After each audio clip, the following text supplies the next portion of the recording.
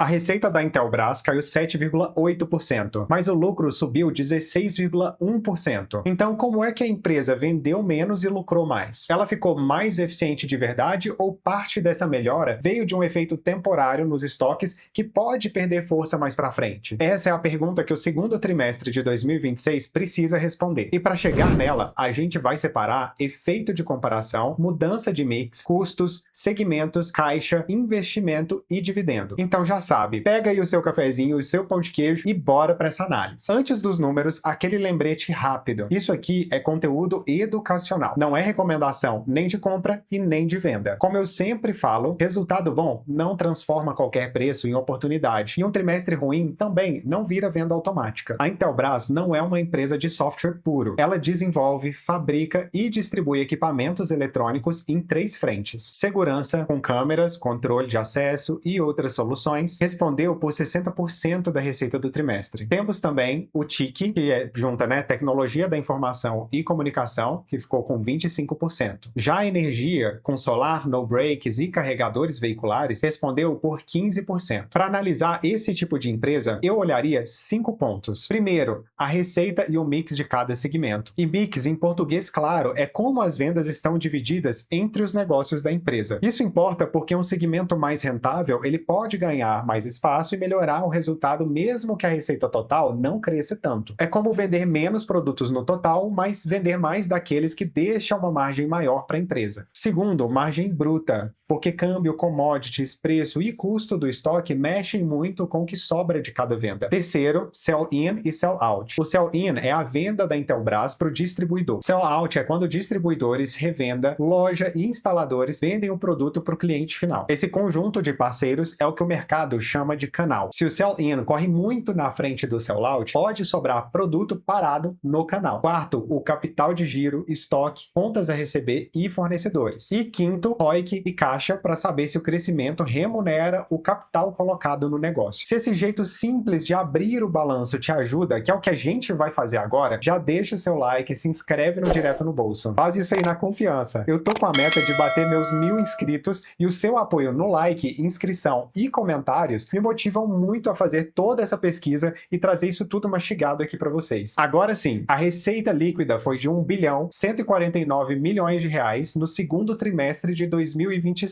Ela cresceu 3,5% contra o primeiro trimestre, mas caiu 7,8% contra o mesmo período de 2025. Guarda essas duas comparações, porque elas contam histórias diferentes. O lucro bruto chegou a 380 milhões de reais, alta de 4% na comparação anual, mesmo com a receita menor. A margem bruta foi a 33,1%, ou seja, avanço de 3,8 pontos percentuais contra o segundo trimestre de 2025 e de 2,4 pontos contra o trimestre anterior. O EBITDA foi de 168 milhões e 880 mil reais, alta de 9,4% na comparação com o segundo trimestre do ano passado. O EBITDA, falando simples, é uma medida do resultado da operação antes de juros, impostos, depreciação e amortização. A margem EBITDA ficou em 14,7%. Na última linha, o lucro líquido de 158 milhões 302 mil reais, mais 16,1% sobre o 2T25 e mais 3,4% sobre o 1T26. A margem líquida ficou em 13,8%. E o indicador-chave aqui é o ROIC pré-tax de 18,8%. Lembrando que isso é o retorno operacional antes de impostos sobre o capital empregado, calculado com os últimos 12 meses. Não é retorno de um trimestre isolado. Galera, a queda de 7,8% assusta quando a gente olha ela sozinha, mas o ponto de partida do ano passado era fora do normal. No primeiro trimestre de 2025, a migração do sistema ERP represou parte do faturamento. Daí, quando a operação normalizou entre março e abril, uma parcela dessas vendas apareceu no segundo trimestre e deixou esse